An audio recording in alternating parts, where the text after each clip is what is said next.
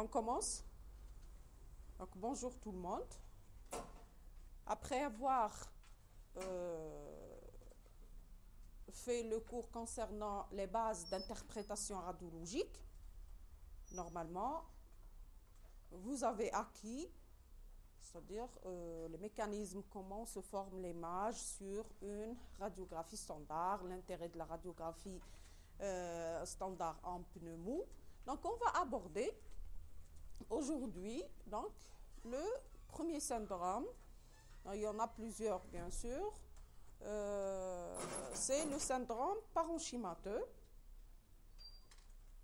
On commence donc par la définition.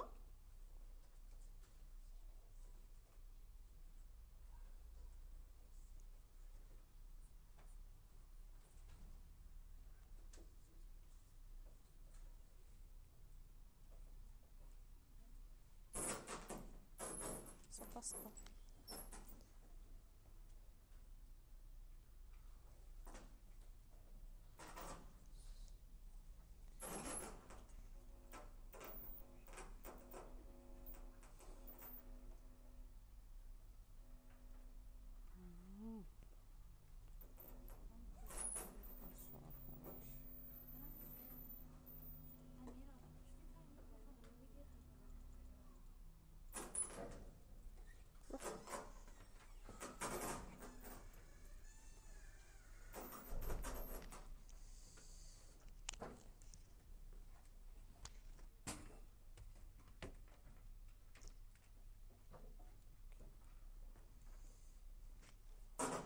On va commencer par la définition. Il faut savoir que dans le syndrome parenchymateux, il y a plusieurs images qu'on peut voir. Donc, on va commencer par le syndrome alvéolaire ou bien condensation pulmonaire. C'est un petit peu ce qu'on a vu au cours des pneumopathies bactériennes. On l'a bien expliqué. Qui dit syndrome alvéolaire, ça veut dire qu'il y a un changement, si vous voulez, dans l'architecture alvéolaire. Donc, à l'état normal, les alvéoles sont pleins d'air. Les branches et les bronchioles terminales sont pleines d'air. Et l'air sur la radiographie, ça apparaît en noir, il est clair. Et quand est-ce qu'on peut voir, si vous voulez, l'alvéole ou le groupe alvéolaire? C'est quand il est comblé. Le comblement des alvéoles pulmonaires, il y a donc plusieurs types de comblement, soit par du liquide, l'eau par exemple, le pus dans les pneumopathies, le sang dans les hémorragies alvéolaires, ou bien c'est des cellules qui sont à l'intérieur de l'alvéole, telles que les polynucléaires au cours des pneumopathies, les cellules cancéreuses en cas du néo-bronchique, ça se révèle par une opacité parce qu'il n'y a plus d'air. C'est un comblement cellulaire ou bien liquidien. Donc, ça va entraver les rayons X. Donc, tout ce qui entrave les rayons X, ça va apparaître sur la radiographie sous forme de opacité. Donc, quelles sont les caractéristiques de l'opacité d'origine alvéolaire? Il y a donc d'abord la densité, elle est hydrique. Qu'est-ce qu'on veut dire par la densité hydrique? Ça veut dire que c'est une densité qui ressemble sur la radiographie à la densité du cœur. Sur la radiographie, le cœur, c'est quoi? C'est un tissu avec à l'intérieur du sang. Donc, il est opaque. Donc, parce qu'on n'a pas de quoi calculer les densités sur la radiographie standard, à la différence du scanner. Du scanner, c'est un logiciel qui dit que à une certaine densité, c'est du tissu, une autre densité, c'est du liquide. Donc, il y a des limites de densité parce que c'est un logiciel sophistiqué. Sur la radiographie, on n'a que l'œil nu. Donc, pour dire que c'est une opacité, donc il y a plusieurs types d'opacité. Donc, on la compare. Qu'est-ce qu'on a sur la radio d'opaque? C'est le médiastin avec le cœur. Donc, on va comparer tout ce qui est opaque à l'opacité médiastinale et cardiaque. Si elle est supérieure, donc c'est hyper dense. Si elle est la même, donc c'est une densité hydrique, si elle est peu dense que celle du cœur, donc elle est peu dense. D'accord? On n'a pas d'autre choix, on n'a qu'à comparer ces opacités à l'opacité médiastinale. Donc, l'opacité alvéolaire, elle a la même densité que celle du cœur. Les limites du syndrome alvéolaire sur la radiographie, donc ce sont des limites qui sont floues. Pourquoi? Parce que ça reflète une superposition des groupes alvéolaires remplis et d'autres sont encore aérés. Donc, si vous voulez, ça dépend. Est-ce que c'est tout le groupe alvéolaire au niveau du segment qui est touché? Donc, on aura la limite du segment. Si quelques alvéoles ou groupes alvéolaires sont remplis, les autres, pas encore, ça dépend du processus dont on parle. Donc, on aura des limites qui sont floues. Donc, c'est une caractéristique du syndrome alvéolaire.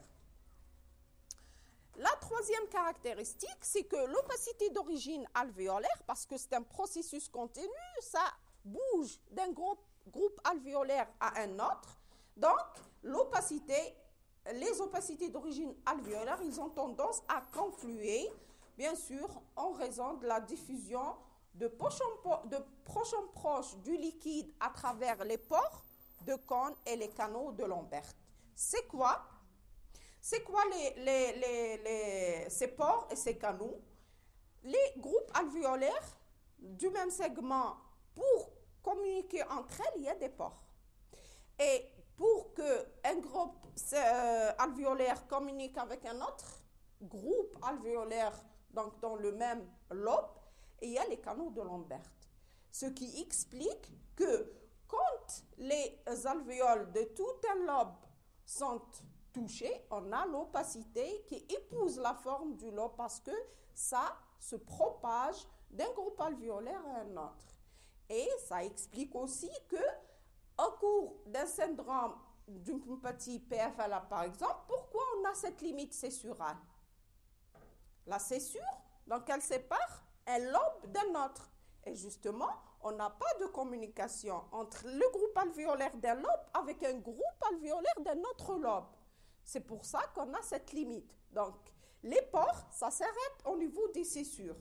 Mais à l'intérieur d'un même lobe, ça communique. Donc, c'est ce qui explique cette forme triangulaire, lobaire, au cours d'un syndrome alvéolaire sur la radiographie standard. Donc, cette tendance à confluer, ça donne une forme au syndrome alvéolaire. Donc, quand c'est totalement rempli, donc ça épouse la forme d'un segment, d'un lobe ou bien de tout un poumon. Donc, vous allez me dire comment on a une opacité de tout le poumon parce que les lobes ne communiquent pas. Ça veut dire que le syndrome, dès le début, est diffusé dans les différents lobes. Donc, si les différents lobes sont remplis, on aura une opacité de tout le poumon. Ça ne veut pas dire que l'opacité d'un lobe, elle est passée à un autre lobe. Donc, on continue dans les caractéristiques du syndrome alvéolaire radiologique. Il y a ce bronchogramme aérien qui est très, très spécifique du syndrome alvéolaire. On l'a bien expliqué au cours des pneumopathies. C'est quoi le bronchogramme aérien? C'est les branches, très bien, l'arborisation bronchique qui est bien dessinée sur un fond opaque sur la radiographie. Et on l'a dit que c'est un signe qui est très important pour différencier la pneumopathie, c'est-à-dire il n'y a que l'atteinte alvéolaire, de la téléctasie, parce que là, il n'y a plus de bronchogramme aérien. Une autre caractéristique, c'est que cette opacité alvéolaire, elle peut être systématisée, et là, elle correspond à un territoire anatomique bien limité, c'est-à-dire segment de lobe, plus exceptionnellement, tout un poumon, on peut avoir une opacité qui touche tout le poumon. Par exemple, dans les pneumopathies virales, actuellement, on assiste au Covid, donc où les formes graves, où le radiologue nous répond qu'il y a 90% d'atteinte. Donc, vous imaginez que tout le poumon est atteint, 90%, donc il reste peu d'alvéoles qui peuvent donc assurer, si vous voulez, les échanges alvéolo-interstitiels. Donc, l'opacité est volontiers limitée par une césure. La limite, on l'a dit, c'est parce qu'il n'y a pas de communication entre les deux lobes. Donc, une autre possibilité, donc elle peut être limitée, c'est anarchique. Ça dépend du processus. Donc, quand c'est une PFLA, ça va donner systématisé, mais il y a des situations où on n'a pas cette systématisation, mais c'est un syndrome alvéolaire. Donc, elle répond à la définition d'un syndrome alvéolaire qui est mal limité, qui peut être en général bilatéral. D'emblée, donc, on a ce qu'on appelle l'aspect, premièrement, en aile de papillon, c'est connu. Donc, c'est le plus souvent dans l'OAP, dans la région cardiogénique hémodynamique. Et là, ça dessine cet aspect en aile de papillon. Donc, là, c'est l'explication radiologique ou la manifestation radiologique de l'œdème pulmonaire. Les images alvéolaires, siège de part et d'autre des deux îles. Donc, elles atteignent donc la base, mais elles respectent en général les périphéries. Donc, c'est un signe radiologique très important. Et là, elles respectent en général la périphérie et les sommets. Donc, ça dessine des ailes de papillon. Il y a au milieu le médiastin, c'est le corps du papillon. Il y a le syndrome alvéolaire qui respecte la périphérie et le sommet. Donc, ça va dessiner les ailes du papillon. Donc, vous répondez, si l'image répond à un aspect en aile de papillon, il faut le dire. Conclusion, donc, image, aspect en aile de papillon. Premier diagnostic, c'est l'œdème aigu du poumon. Elle peut être mal limitée, mais elle n'a pas de forme. Elle peut avoir ni forme aile de papillon, ni systématisation. Donc, elle est mal limitée, elle est disséminée anarchiquement. Et ça répond aussi à la définition du syndrome alvéolaire. Donc, on a plusieurs possibilités. Donc, soit systématisé avec bronchogramme, là, donc c'est un aspect, si vous voulez, le plus fréquent parce que ça correspond à une pneumopathie bactérienne. Soit un aspect mal limité, aile de papillon, ou bien aspect qui n'a pas de forme, il est disséminé tout court. L'évolution, c'est connu, le syndrome alvéolaire, le plus souvent, et là, cette caractéristique qui est beaucoup plus clinique et même aussi radiologique, c'est-à-dire que, par exemple, dans l'OAP, le malade, il vient dans un tableau cliniquement grave, radiologiquement aile de papillon, donc presque les deux poumons ils sont totalement touchés. Une fois le malade mis sous diurétique, le lendemain, disparition de la clinique et des images radiologiques. Donc, et là, donc, c'est décrit en général, l'évolution, elle est rapide, soit dans l'aggravation, dans les pneumopathies virales, donc c'est très rapide, 48 heures, le malade d'emblée, il est en état d'insuffisance respiratoire aiguë, ou bien dans la régression, si on fait donc une démarche thérapeutique rapide. Voilà, donc sur la radiographie, comment on interprète une image qui correspond à un syndrome alvéolaire ou bien de condensation pulmonaire. Là, par exemple, sur cette radiographie, qu'est-ce qu'on note? On note la présence, d'abord, le siège de l'opacité, c'est le champ pulmonaire droit, très bien, au niveau de presque la moitié supérieure. Donc, quand vous interprétez la radio, donc il faut la faire d'une façon que même un sujet qui vous entend et qui ne voit pas peut la dessiner de la même façon. D'accord? Donc, poumon droit, moitié supérieure, qu'est-ce qu'on note? On note la présence de quoi? D'une opacité qui est de tonalité, parce qu'elle a la même tonalité du médiastin. Cette opacité, donc la forme, elle est presque triangulaire, à base hilaire, base périphérique et sommet hilaire. On note à l'intérieur de cette opacité que c'est une opacité dans presque la plus grande partie, elle est homogène et on note à l'intérieur de laquelle on note des clartés, voilà, des clartés à l'intérieur de laquelle il y a une clarté quand même tubulée qui correspond à l'arborisation bronchique, donc c'est un bronchogramme aérien. Donc, et là, donc, on a besoin du profil pour localiser l'opacité, dans quel segment ou dans quel lobe elle se trouve. En bas, là, c'est une TDM, c'est un scanner thoracique d'un syndrome alvéolaire.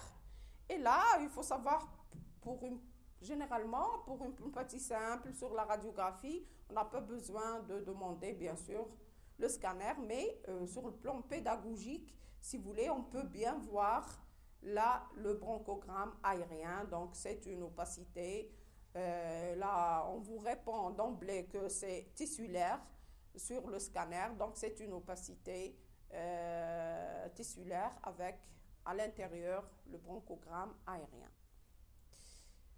Voilà, donc là, c'est typiquement une image alvéolaire, opacité, donc tonalité hydrique, triangulaire. Elle est à sommet hilaire, base périphérique, à l'intérieur de laquelle on note la présence d'un bronchogramme aérien. Donc on pense d'emblée, conclusion, c'est un syndrome alvéolaire, c'est un syndrome de condensation pulmonaire radiologique. Et là, pardon, sur le scanner, le même aspect. Oui.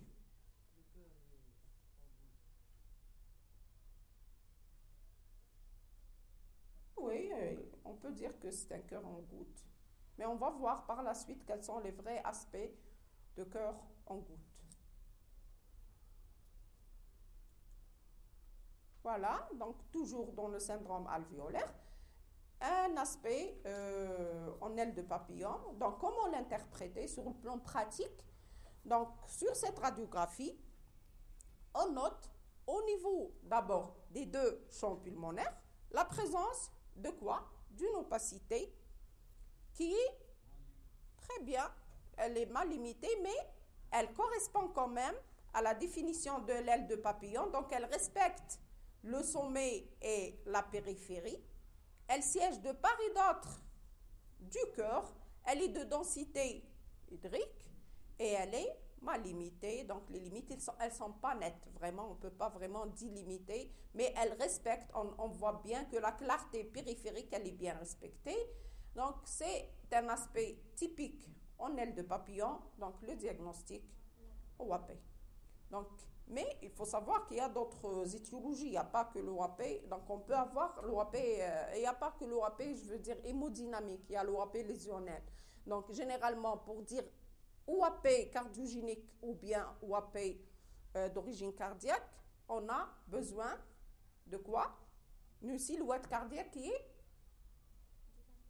très bien. Donc, cardiomégalie. Si on a la cardiomégalie, on est sûr à 100% que c'est d'origine, donc c'est un malade cardiaque aux antécédents de cardiopathie qui est venu dans un tableau aigu avec une image radiologique en aile de papillon avec cardiomégalie. Donc, c'est un OAP qui est d'origine hémodynamique.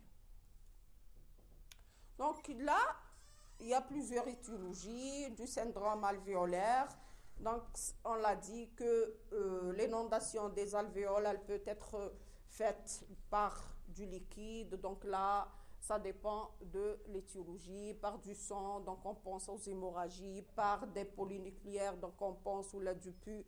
On pense à la pathologie infectieuse. Donc, devant un syndrome alvéolaire, si on n'a pas vraiment le contexte clinique, on peut évoquer différentes étiologies. Donc là, on a énuméré, si vous voulez, les principales étiologies. On va commencer par les pneumonies bactériennes, donc c'est la plus fréquente. PFALA, surtout si c'est triangulaire, bronchogramme aérien.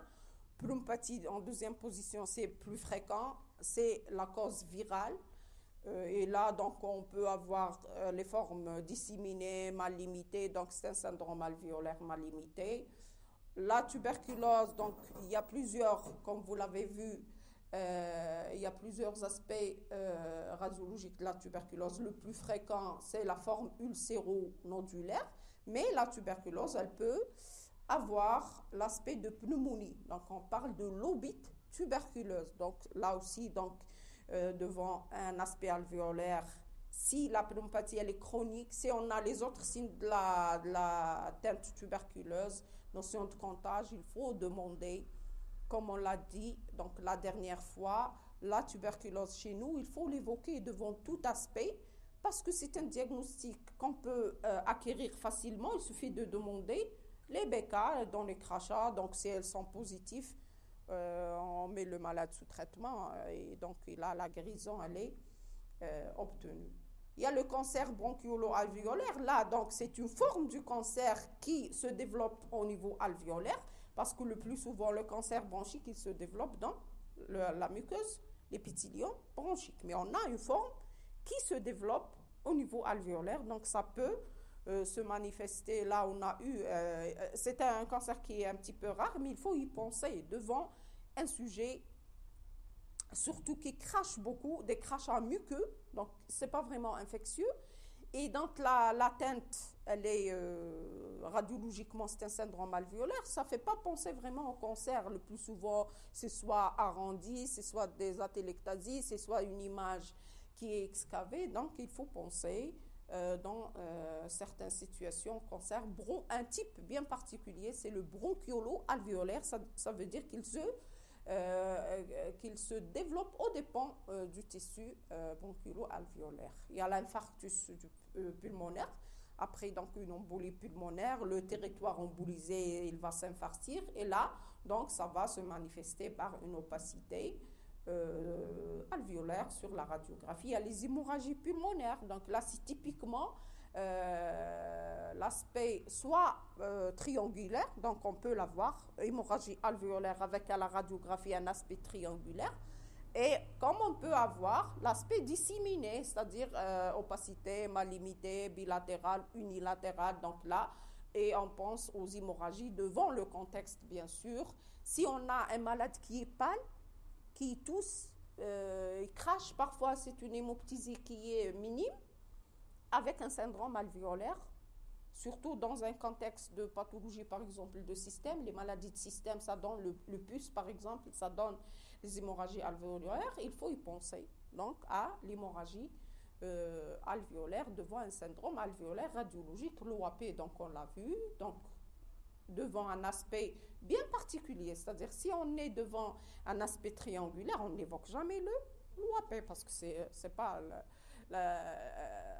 sur le plan physiopathologique, ça ne se crée pas comme ça. L'OAP, donc c'est vasculaire, donc ça doit toucher les deux poumons. Ce n'est pas comme l'atteinte infectieuse, donc elle va partir dans un groupe alvéolaire et pas dans un autre. Il y a aussi les mycoses, donc qui peuvent se manifester par un syndrome alvéolaire.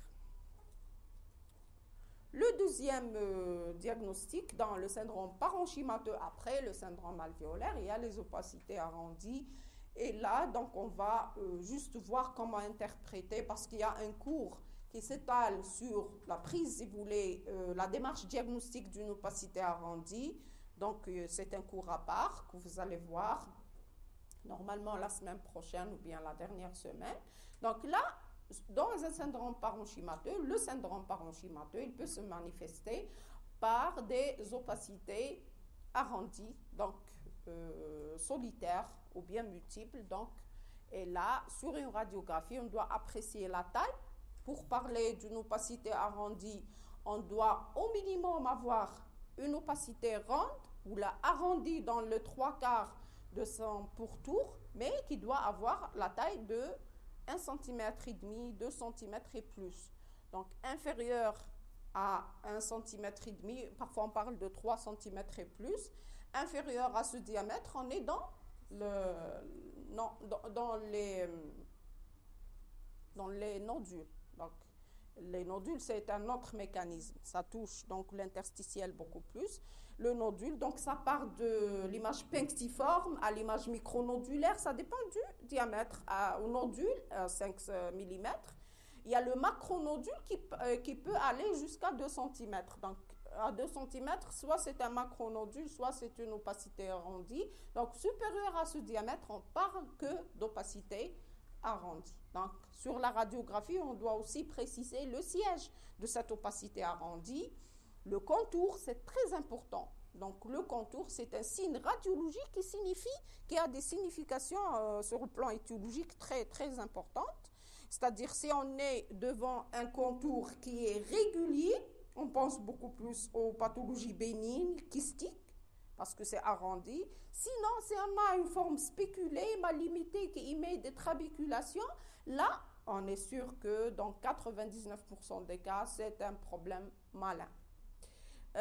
Ensuite, il y a le contenu, c'est-à-dire cette opacité. À l'intérieur de cette opacité, est-ce que c'est une opacité qui est homogène dans sa totalité ou bien elle est hétérogène, et donc chaque aspect a ses significations. Donc on peut avoir, en plus de l'homogénéité, à l'intérieur de cette opacité des calcifications. Par exemple, là aussi, donc on pense un certain nombre d'étiologies. Tout ça, donc vous allez le voir sur le plan étiologique, démarche diagnostique, dans le cours des opacités arrondies.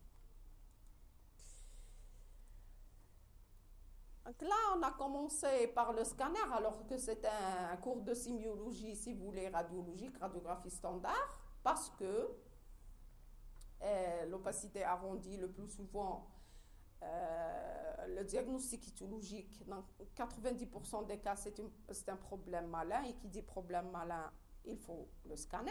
Donc, devant une opacité arrondie, systématiquement, on peut l'interpréter comme on veut. Donc, on peut prendre des heures à l'interpréter, à l'apprécier sur la radiographie standard, mais on doit avoir le scanner.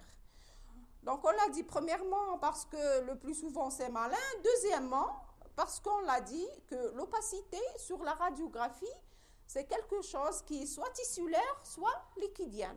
Et la radiographie, elle a ses limites, donc elle ne peut pas dire que c'est purement du liquide ou bien à 100% du tissu. Le scanner, il a cette spécificité de parler, de distinguer le liquide du tissu. Donc, on a besoin de distinguer la consistance de cette opacité. Est-ce qu'elle est liquidienne et tissulaire? On a besoin du scanner.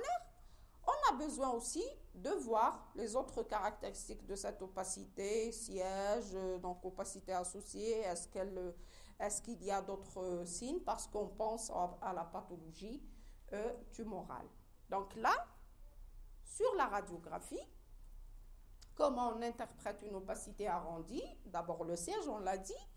Et donc là, c'est au niveau du poumon droit, dans la région paracardiaque. Elle touche donc le tiers inférieur du poumon droit. C'est une opacité qui est grossièrement arrondie, diamètre, donc elle est presque de 5-6 cm ou plus de diamètre, on peut l'apprécier. Et on va parler du contour, donc c'est une opacité qui n'est pas un tracé de compas, les limites ils sont irrégulières. Et à l'intérieur, donc, on note pas de clarté, on note pas d'image calcique, on note rien. Donc, c'est une opacité qui est homogène, elle n'est pas hétérogène. Et là, donc, sur le scanner, cette même opacité, on a plus de détails. D'abord, elle est tissulaire, donc c'est le radiologue qui répond que c'est tissulaire parce que sa densité, elle est dans les limites du tissulaire. Et c'est ce contour qui est bien particulier, c'est-à-dire il émet des trabéculations. Ce sont des opacités linéaires qui partent du contour de cette opacité, c'est les trabéculations. Et là, donc, on est sûr que c'est malin. Et l'explication physiopathologique de ces trabéculations, ce sont des micro-atelectasies périlésionnelles. Donc, il n'y a que le cancer qui donne cet aspect. Voilà.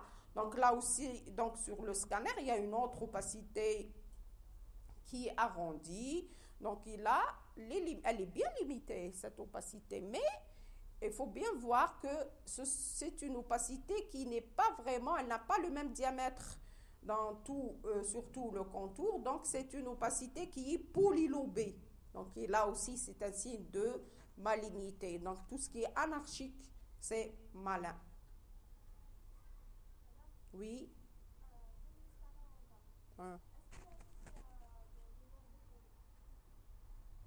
Du verre dépoli, non, je ne vois pas de verre dépoli.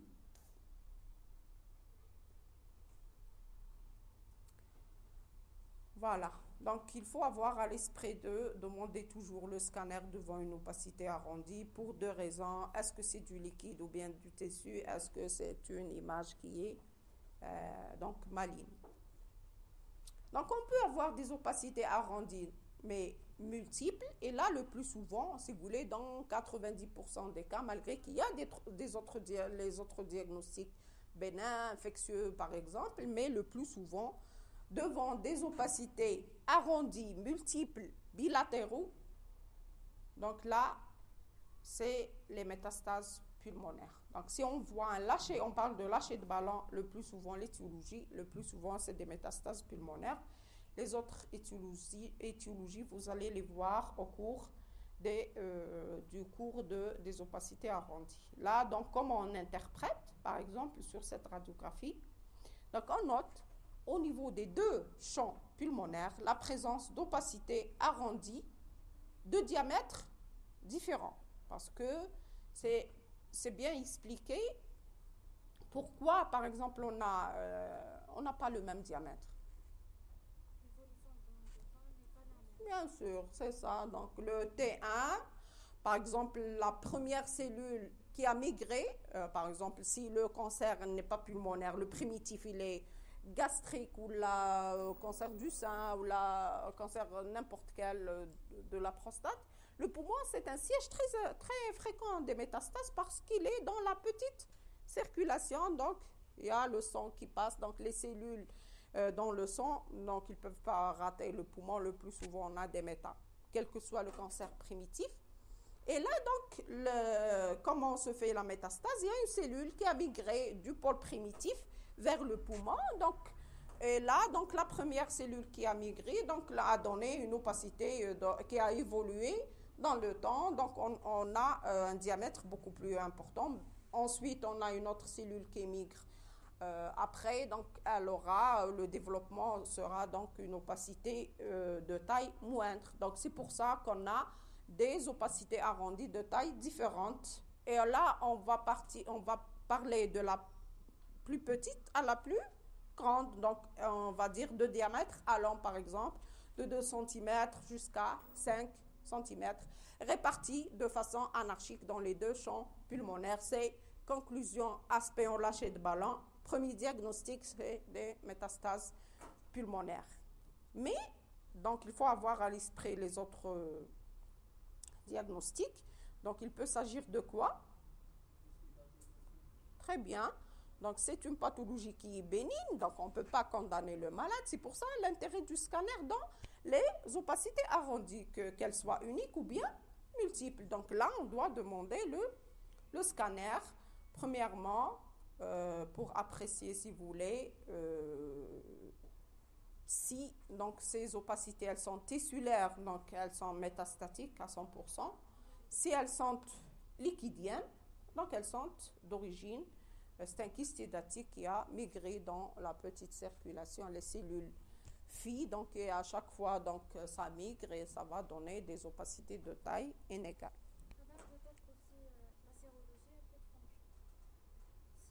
Mais elle peut être négative. Il y a les faux négatifs dans les sérologies. Il faut demander le scanner. Premier diagnostic, c'est le scanner. Et là, donc, parce que c'est pas, devant un lâcher de ballon, c'est pas une histoire toujours qui est claire. Donc, c'est un malade connu, par exemple, qui se traite pour chimiothérapie, pour un autre cancer, qui est donc envoyé par un confrère. Donc, on a à l'esprit que c'est des métastases, mais malgré ça, on demande le scanner. Parfois, le malade vient consulter avec cette image. Il n'a aucun signe. Et là, tu dois éplucher tout le corps. Le plus souvent, c'est des jeunes. Là, tu pars sur un problème bénin et tu auras des surprises dans l'exploration par la suite. On a eu des jeunes à 22 ans avec ces images. Pas rien. Il faut éplucher. Donc, un des malades, on a trouvé un problème au niveau testiculaire. Donc, pour qu'un jeune vous parle de ses testicules. Et le deuxième cas, c'était un sportif. C'était un malade sportif, donc il avait ces images, il n'a rien, ni aucun signe extrapulmonaire. Et l'examen donc, a trouvé une petite tuméfaction au niveau de la cheville, parce qu'il est donc, joueur de foot. Et pour lui, donc, c'est un problème des entorses à répétition, alors que c'était une tumeur musculo-osseuse au niveau de la cheville qui a donné des métastases pulmonaires. Donc et là, c'est pas toujours vraiment facile. Oui. Comment on peut faire la différence entre l'image en lâcher de ballon et l'image pour les abcès multiples pour la communication bactérienne À staph, des abcès. L'abcès, c'est quoi? Mais l'aspect de l'abcès, c'est quoi? On va voir par la suite. C'est pas des opacités pleines. L'abcès, c'est une excavation. L'abcès, c'est la définition histologique de l'abcès, c'est une excavation. Hofra, dans le poumon. Donc ça a débuté par un syndrome alvéolaire, pneumopathie. Ensuite, ça a évolué vers le PU, l'absédation, abcès. Ensuite, le PU. Jamais le PU ne reste emprisonné. Donc il cherche la sortie quelque part. Il va chercher une branche pour le drainer. Une fois que l'abcès, le PU est drainé, l'espace qui reste, il est vide, il est clair. Donc là, c'est pour ça qu'on a devant l'image typique de l'abcès. C'est quoi? C'est une image hydro. Très bien. Ce n'est pas des opacités pleines. Mais là, il y a des kystes qui sont rompus. Donc le kyste hydatique, ce n'est pas toujours une opacité qui est pleine. Parfois, on a une image hydroaérique, mais elle est d'origine kystique. Voilà, donc un autre aspect de lâcher de ballon, toujours opacité arrondie, taille inégale, donc allant de 2 cm, 1 cm et demi jusqu'à 3-4 cm, répartis dans les deux champs pulmonaires. Et là, donc, conclusion, aspect en lâcher de ballon, voilà. Voilà, sur le scanner. Donc, il y a quand même plusieurs opacités, même ces petites opacités, donc c'est le début, si vous voulez. Ensuite, ça va augmenter de volume.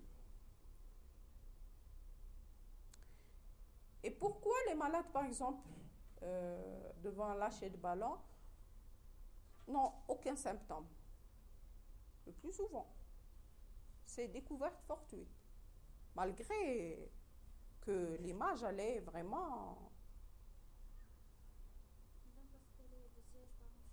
très bien. Donc, ça ne touche pas. La différence, vous avez vu la miliaire? Pas encore. Donc, la différence, la miliaire, c'est un syndrome interstitiel. Donc, ça touche les échanges alvéolo-capillaires. Donc, le malade, premier signe dyspnée. Premier signe majeur dyspnée. Alors que là, malgré que les images, donc elles ont touché les deux champs pulmonaires de façon vraiment à un pourcentage, le plus souvent 80%, 90%, mais le malade n'a aucun signe. C'est des découvertes fortuites. Très bien. Voilà, donc là, c'est un lâcher de ballon, mais l'origine, elle est bénigne, donc c'est une hydatidose multiple. Et là, ce n'est pas sur la radiographie qu'on a découvert cette hydatidose. On a demandé le scanner, c'est liquidien, on a demandé les sérologies, c'est une sérologie positive. Et parfois, on tombe sur un kyste primitif qui est au niveau du foie le plus souvent. Donc, on a le diagnostic, il est positif. Toujours dans le syndrome parenchymateux, on a ces images cavitaires qui est le plus souvent l'évolution d'une opacité arrondie si le contenu de cette opacité est liquidien ou bien tissulaire. Donc même le tissu, il peut s'excaver, on va le voir par la suite. Donc c'est quoi les images cavitaires? Ce sont des hyperclartés situées au sein d'une opacité arrondie avec ou sans niveau liquidien. Et quels sont les diagnostics à évoquer devant une image cavitaire radiologique? Il y a le premier diagnostic, caverne tuberculeuse, il y a l'abcès,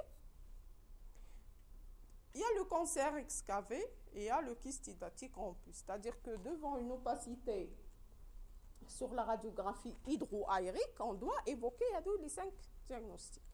Surtout si on n'a pas le contexte. Mais il y a quand même d'autres signes associés à cette image cavitaire qui peuvent nous orienter, par exemple, que vers la tuberculose, ou bien que vers le cancer bronchique, ou bien que vers le kyste hydatique rompu. Voilà comment interpréter une image cavitaire ou bien hydroaérique. Par exemple, là, sur cette radiographie, on note au niveau du champ pulmonaire droit, dans sa région parahilaire, la présence d'une image hydroaérique. Donc cette image, elle est faite, cette image, elle est arrondie, bien sûr, le diamètre et tout ça. Donc elle est de, par exemple, elle est grossièrement, elle est ovalaire presque, elle est de 7 cm de grand axe, 5 cm de petit axe. Cette image hydroaérique, elle est faite de quoi? Dans ses 3/4 inférieurs d'une opacité homogène, tonalité hydrique, surmontée d'une clarté, séparée d'elle d'un niveau hydroaérique qui est, et là on doit bien, si vous voulez l'interpréter, le niveau hydroaérique, est-ce qu'il est horizontal, est-ce qu'il est ondulé? Ensuite, ce qui est important dans l'image hydroaérique, c'est-à-dire l'opacité quand elle s'excave, elle laisse apparaître une paroi. Une opacité pleine, on ne peut pas dire qu'elle a une paroi, mais quand elle est excavée, elle a une paroi. Là aussi, on doit interpréter l'aspect de cette paroi parce que ça a une signification sur le plan étiologique. Donc, cette paroi, est-ce qu'elle est fine? Est-ce qu'elle est épaisse? Est-ce qu'elle est régulière? Est-ce qu'elle est irrégulière? Très bien. Donc, c'est ça, si vous voulez, les grandes lignes pour interpréter une image qui est cavitaire, excavée, c'est-à-dire image hydroaérique. Donc là, le même aspect, la différence, si vous voulez, c'est que là, le niveau hydroaérique, il est où situé? Et là, il est bas situé. Donc, si vous voulez, ça veut dire que là, l'image, elle est beaucoup plus en évidement, c'est-à-dire que le liquide qui était à l'intérieur est presque vidé. Et là, vous pouvez dire que le niveau hydroaérique, il est bas situé, ou bien bas fond liquidien, ou bien il est haut situé.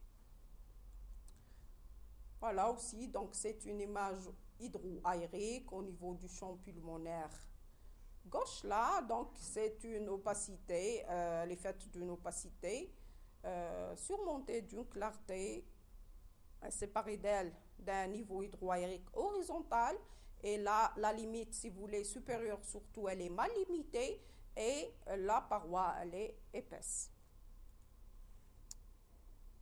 Voilà, donc quels sont les autres signes radiologiques autres que cette opacité hydroaérique qui peuvent nous orienter, par exemple, vers le premier diagnostic qui est la caverne tuberculeuse. Donc, et ça, c'est en fonction de la physiopathologie de l'image elle-même et de l'étiologie elle-même. Dans la tuberculose pulmonaire, donc l'absédation d'un nodule tuberculeux ou bien d'une opacité arrondie d'origine tuberculeuse, c'est le casium. Il est très riche en BK. Donc, il faut savoir qu'une opacité caverne tuberculeuse, par exemple d'un centimètre de diamètre, a 10 des milliards de BK à l'intérieur. Donc, ces BK, quand ils s'évacuent de cette opacité, de cette cavité, il va prendre une branche. Donc, ça passe dans les branches parce que c'est si vous voulez, c'est le chemin qui va vers l'extérieur. Donc, quand ils partent dans cette branche, il va tuberculiniser la paroi bronchique. Il va partir vers d'autres territoires qui sont sains, non touchés par le BK. Il va donner d'autres lésions élémentaires de la tuberculose. Et la lésion élémentaire de la tuberculose, c'est quoi? Micro-nodule, c'est là que naisse une lésion qui va augmenter de volume. Ensuite, elle va se liquéfier le casium. Ensuite, elle va s'excaver et donner la caverne. C'est ça l'évolution de la lésion tuberculeuse. Donc, toute opacité cavitaire qui est, si vous voulez, au-dessous de laquelle on note la présence d'autres lésions réticulaires, nodulaire, c'est-à-dire réticulo-nodulaire, là, il n'y a pas mille explications. Le cancer, ça ne donne pas ça. La pneumopathie bactérienne, on l'a dit, c'est dans 48 heures, donc ça ne donne pas ça. Le kystidatique, donc ça ne donne pas ça. Il n'y a que la tuberculose et on l'a expliqué comment se forme cette lésion ulcéronodulaire qui est surmontée par une image cavitaire. Donc là, si on a image cavitaire associée à des lésions ulcéronodulaires, c'est la tuberculose. C'est-à-dire que vous interprétez l'image cavitaire, vous interprétez l'image réticulonodulaire, c'est la tuberculose. Le diagnostic, c'est la tuberculose pulmonaire. Par contre, par exemple, dans le cancer, c'est quoi? Comment on a une image cavitaire dans le cancer? C'est un tissu qui va s'excaver. Comment on s'excave un tissu? Par un autre phénomène qui est très bien, c'est la nécrose. C'est la seule explication, par exemple, un ulcère au niveau de la peau. Comment on a cette excavation dans la peau? C'est qu'il y a une nécrose, l'ulcère, dans l'estomac, par exemple. Donc, et là, donc, la cellule cancéreuse, quand elle se multiplie, donc elle va se multiplier dans la périphérie, donc elle va créer quoi? Il lui faut une vascularisation nourricière. Donc c'est une néovascularisation pour de nouvelles cellules cancéreuses. Donc il y a un certain diamètre, cette néovascularisation, elle va se fermer. Donc ce n'est pas vraiment des vaisseaux qui sont bien développés. Donc on aura des nécroses à l'intérieur de cette opacité qui est cancéreuse. Donc à l'intérieur, on a de la nécrose. La nécrose, ça donne quoi? Un tissu nécrotique qui peut se surinfecter. Donc ça va donner toujours l'abcès. L'abcès ne va pas être emprisonné, il va chercher la sortie. Donc on aura une image qui est excavée. Et là, donc dans le cancer bronchique, l'image, l'excavation, quelle est donc la caractéristique de cette excavation? Là, en haut et à droite. Très bien, la paroi elle est épaisse. Ensuite, il y a cet aspect irrégulier. Donc la nécrose, elle est irrégulière. J'ai rien touché. Et là, j'ai rien touché. Donc la nécrose, elle est irrégulière. C'est pour ça qu'on a une opacité, une paroi qui est irrégulière. Là, en bas, on a un autre diagnostic qui est donc l'image en grelot, qui est un type d'image cavitaire. Cavitaire, ça veut dire opacité plus clarté, surmontée d'une clarté.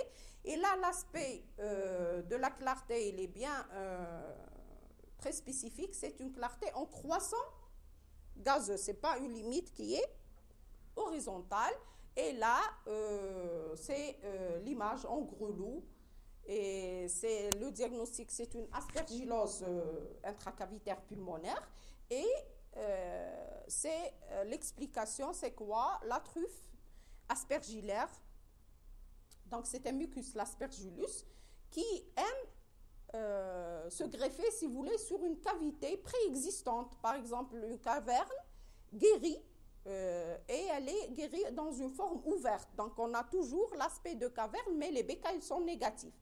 Parce que l'aspergillus et le béca ne se cohabitent pas. Donc là, c'est sûr que le béca est négatif. Et là, on a cette truffe aspergillaire qui va se développer à l'intérieur d'une cavité préexistante. Et ça va donner, le développement de la truffe, ça va donner cette opacité qui est surmontée d'un croissant gazeux. Le diagnostic radiologique, c'est une image en grelot.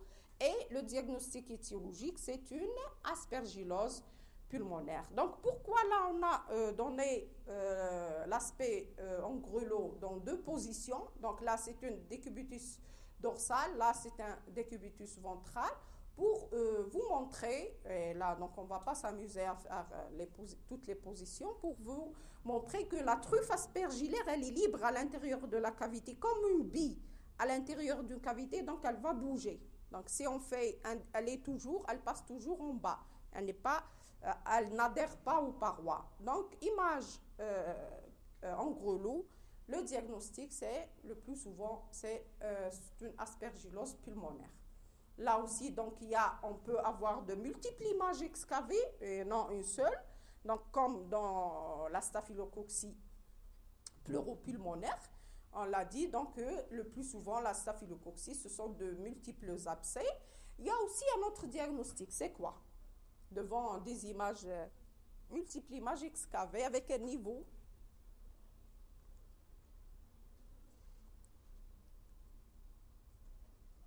Et à l'abcès, c'est pas le cancer, parce que le cancer, c'est une seule image. Quand le cancer est primitif, une seule image. Il n'y a pas, si on vous donne multiples images et vous répondez cancer bronchique primitif, c'est un 0. Parce que le cancer, c'est une seule masse. Dans le foie, le cancer primitif, une seule masse. Dans l'estomac, une seule masse. Dans le poumon, une seule masse. Quand c'est métastatique, c'est plusieurs masses. Donc là, il faut avoir à l'esprit l'aspect. Il ne faut pas jouer avec les mots. Il faut mettre les mots dans leur vraie place. Donc, un autre diagnostic, c'est le kyste hydatidose multiple rompue, mais c'est logiquement, quand on a plusieurs kystes, elles ne vont pas se rompre en même temps. Donc, on aura par exemple un kyste ou deux qui sont rompus, les autres, ils sont pleins. Donc, le plus souvent, donc, premier diagnostic, staphylococcie. Deuxième diagnostic, hydatidose multiple pulmonaire, bien sûr, rompue. Donc, on est arrivé au dernier aspect du syndrome parenchymateux, c'est l'emphysème. À la différence de tout ce qu'on a vu, opacité, donc là, l'explication, elle est là parce que c'est du tissu, c'est du liquide, donc c'est opaque. Là, l'emphysème, c'est autre chose. L'emphysème, donc, ça se voit dans une pathologie qui est fréquente, qui est associée au tabagisme, donc qui est la BPCO. Très bien. Donc, c'est quoi le mécanisme physiopathologique de la formation de l'emphysème dans la BPCO? Donc, il y a la fumée du tabac qui va causer quoi? Une inflammation dans les bronches. Donc, ça commence par les bronches de gros calibre. Donc, c'est une inflammation chronique qui se manifeste cliniquement par une toux avec expectoration chronique toujours. Donc, c'est normalement 3 mois au cours d'une année, durant 2 années consécutives. C'est la définition de la bronchite chronique. Donc, ça touche les grosses bronches. Mais quand ça touche les bronchioles, qui ont un diamètre qui est très fin, là, ça va faire quoi? Ça va réduire le calibre, donc ça va obstruer les bronchioles de petit calibre. Et dans le système de respiration normale, on a l'inspiration qui est active, mais là, l'expiration, elle est passive. Donc, quand on fait l'inspiration, on a une quantité d'air qui rentre dans les alvéoles. Quand on expire, il n'y a pas vraiment des muscles qui vont jouer ce rôle. Donc, on aura une obstruction bronchiolaire. Donc, ça va s'obstruer à l'expiration. Donc, ce n'est pas toute la quantité inspirée qui sort à l'expiration. À chaque fois, il y a une quantité qui est piégée dans les alvéoles. Très bien. Mais les alvéoles, ils ont un certain diamètre, une certaine pression au-dessus de laquelle, donc, ils vont s'éclater. Donc, on aura, après, bien sûr, des années de tabagisme, on aura des alvéoles qui s'éclatent, un groupe alvéolaire qui s'éclate. Donc, l'air qui est dans l'alvéole, il va partir où? Il va rester dans le parenchyme pulmonaire, emprisonné dans le parenchyme pulmonaire. Donc, l'emphysème, la définition de l'emphysème par rapport à la bronchite chronique. La bronchite chronique, elle a une définition qui est clinique, donc c'est à l'interrogatoire. Et l'emphysème, il a une définition anatomique, purement anatomique. C'est quoi l'emphysème? C'est l'élargissement et la destruction, on l'a dit, des parois alvéolaires suite au piégeage d'air. Elle est associée à quoi? À une réduction du calibre et du nombre des vaisseaux au-delà des bronchioles terminales. C'est-à-dire, on a parlé de la partie alvéolaire, comment ça se passe. Maintenant, on va parler de la partie vasculaire. Donc, tout alvéole, il est associé à un vaisseau qui est fonctionnel, qui va assurer les échanges alvéolo-capillaires. Donc, quand on a la destruction des parois alvéolaires, donc le vaisseau n'a aucune fonction à faire. Et tout ce qui est non fonctionnel dans le corps, il va régresser, il va disparaître. Donc, on aura par la suite réduction du calibre et du nombre des vaisseaux au-delà des bronchioles terminales, c'est-à-dire les vaisseaux qui sont nourricières.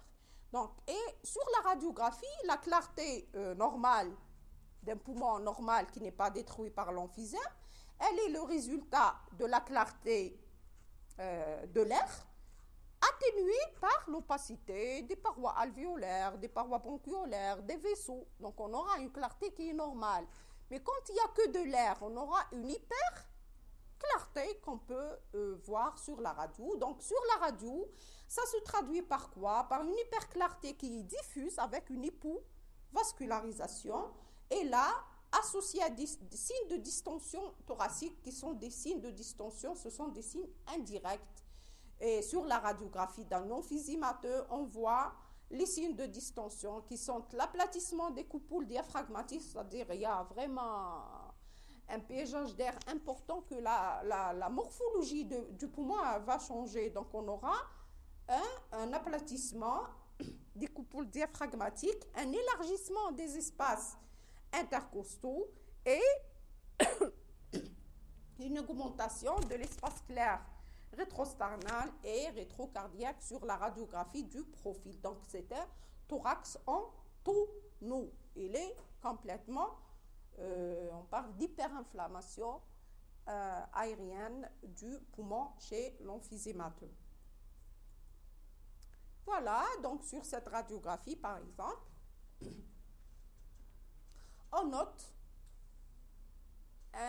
d'abord, il y a les signes de distension, ils sont nets. Il y a l'élargissement des espaces intercostaux. Il y a parfois même les coupoules diaphragmatiques, donc ils vont s'inverser, vu la pression importante dans le poumon, ce qui donne l'aspect en goutte dont on a parlé il y a un moment. Et là, donc, il y a l'élargissement des espaces, il y a l'aplatissement des coupoles, il y a l'aplatissement, l'horizontalisation des côtes. Il y a ensuite à l'intérieur, donc, on note la présence d'une hyperclarté hypovascularisée. Conclusion, donc, c'est un emphysème pulmonaire. Là, sur le profil, il y a cet espace clair rétrosternal et rétrocardiaque qui sont élargis. Là, sur la radiographie, sur le scanner, pardon, il y a cette coupe de scanner d'un poumon normal, donc c'est une clarté normale. Volume pulmonaire normal, là, c'est de l'emphysème. Il y a peu de vaisseaux, il y a une hyperclarté, il y a quand même une augmentation du volume pulmonaire. Donc, cet emphysème, il peut être libre, c'est-à-dire il n'y a pas de limite, comme il peut être sous forme d'hyperclarté cerclée, donc avec une paroi fine. Et là, on parle de bulles d'emphysème, c'est-à-dire formation de bulles d'emphysème qui se sont des clartés, des hyperclartés bien sûr, à contours bien limités au sein du parenchyme pulmonaire. Ils sont cernés par un fin liseré totalement avasculaire à l'intérieur. Donc, quand c'est une bulle, c'est vraiment, il n'y a pas de vaisseau. C'est une vraie, une clarté qui est avasculaire. Et là, donc, ça ressemble un petit peu à la définition de quoi? Du poumon tassé, il n'est pas clair. Le poumon tassé, il est très bien. C'est la définition du pneumothorax. C'est quoi le pneumothorax? C'est une hyperclarté qui n'est pas vasculaire parce que c'est de l'air dans l'espace pleural. Donc, comment différencier une bulle d'emphysème d'un pneumothorax localisé? Mais parfois, on ne peut pas voir quand c'est total, le pneumothorax. On voit le moignon. Quand c'est partiel, parfois, on peut aller jusqu'au scanner. Et parfois, c'est très difficile. Et Il y a l'iserée. Dans le pneumothorax, c'est l'iserée. Parce que c'est la plèvre dans le pneumothorax. C'est la plèvre qui délimite le moignon de l'hyperclarté avasculaire. C'est la définition qui est différente de l'emphysème. L'emphysème, il est hypovascularisé. La bulle d'emphysème, elle est avasculaire. C'est pour ça qu'il faut bien faire attention. Parfois, dans le pneumothorax, on est obligé d'exsuffler, de drainer. Si on draine une bulle d'emphysème, on est dans le parenchyme. Et là, on risque de créer un pneumothorax sur une bulle d'emphysème. Donc, parfois, c'est des situations qui sont vraiment difficiles, même sur le scanner. Parfois, on ne touche pas. Et parfois, on cède de l'angle de Bernoulli. Donc, c'est l'angle que forme la bulle d'emphysème avec la paroi. S'il est aigu, elle est parenchymateuse, c'est une bulle d'emphysème, il ne faut pas toucher. S'il est aigu, ouvert, plus de 90%, c'est probablement un pneumothorax localisé. Mais parfois, même avec ces précautions, on risque de faire des dégâts. Et là, quand le malade supporte un pneumothorax localisé, s'il est supporté, on ne touche pas. On laisse le malade, le repos. Donc, parfois, c'est le repos qui est le traitement de choix. Voilà, donc c'est un aspect de cœur en goutte typique. Quand on a une clarté au-dessous de l'image, la silhouette cardiaque, qui sépare la silhouette cardiaque, parce que normalement, la silhouette cardiaque, elle repose sur le diaphragme. Si le cœur est soulevé par cette hyperpression, c'est un cœur en goutte. Parfois, on a un aspect, dans les formes vraiment sévères, l'aspect de coup de hache externe, c'est-à-dire le poumon est tellement gonflé qu'il a changé de morphologie, il est devenu donc comme ça. Il y a le coup de hache, c'est comme s'il a reçu un coup de hache de façon bilatérale. C'est des formes qui sont vraiment, voilà, sur le profil, cette distension.